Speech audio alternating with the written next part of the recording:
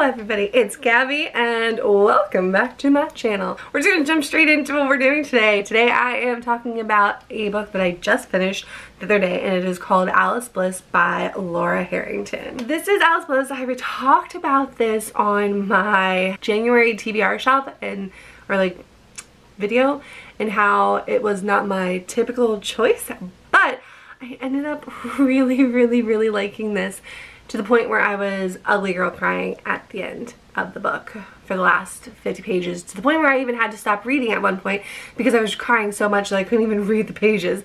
And I'm not even joking, like I don't cry over books, and this book had me in tears, like ugly crocodile tears, like it was awful. I mean, not awful in the sense that I wanted to stop reading because it was a terrible book. It was awful because I wanted to stop reading so that I could actually read the rest of the book. So anyways, let's jump into the plot. Alice Bliss follows I think she's 15 years old. Her name is Alice. Her last name is Bliss, so the title is after her. It's obviously a coming of age story. The main focus is that it is written by dates. It's not a diary entry because it's all told in third person, which is a little weird because you know that it's mostly following Alice. Anyways, it follows Alice's dad at first, Matt, and he has been an engineer, and all of a sudden he's being deployed to the war in Iraq. And the whole entire family is up in arms about it. The mother, Angie, is trying to figure out why he's even going, and this is not what they signed up for, or that she signed up for. And it's, at the beginning, it's a very slow read. Alice is very unbearable. She's a bratty 15-year-old that is always nasty to her mom, and her mom is dealing with so many other things. But the mom also neglects her two daughters. There's Alice, and then there's a second grader named Ellie. And to me, the mom kind of provoked Alice's bratty behavior because Alice does certain things at the beginning that any normal 15-year-old would do that has a special bond with their dad. Alice and her dad have a very tight-knit relationship where they garden and they do all these other things. She's more of a tomboy, and he's about to miss all of the most important points of her life because she's going into 10th grade, I want to say, or 11th grade. Before he goes, he does put a box in his workshop, and it's said that he hopes that she'll find it at the right time or when it's needed.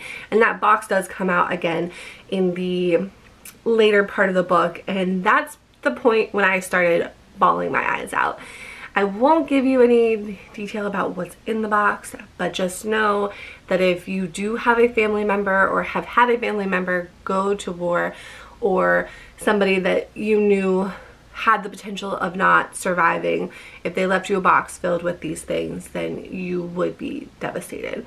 So throughout the whole entire book, Alice is constantly battling this idea that she wants to make her dad proud, and she wants to have all these things in place for him when he returns. So she has to have the garden done at a certain point. She has to clean his workshop. She wants to get her uncle to help her put in a window in the workshop because that's all her dad ever wanted. And there's a point in the book when there's a sergeant that comes to the door and says that Matt is now a prisoner of war.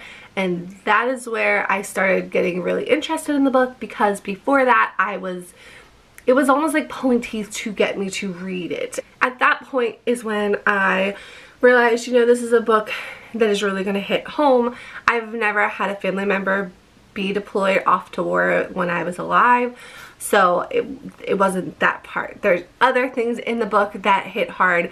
You don't have to have somebody that has gone off to war to have something that goes along with this. The other thing is that the characters were a little bit unlikable. Sorry, they just were. And that also prevented a 5-star rating.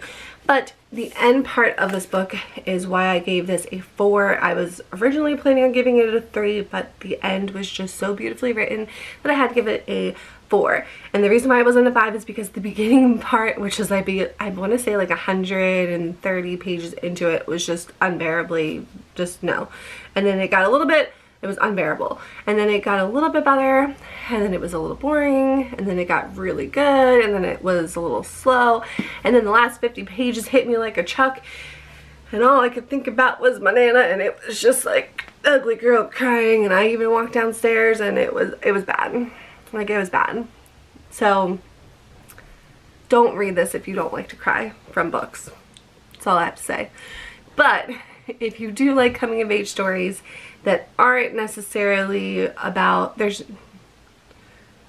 not a big love interest in this, so if you're not big on that, then go for it, and otherwise it is good.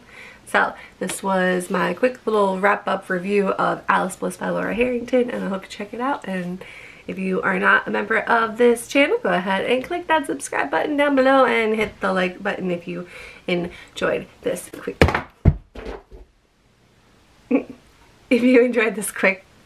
video.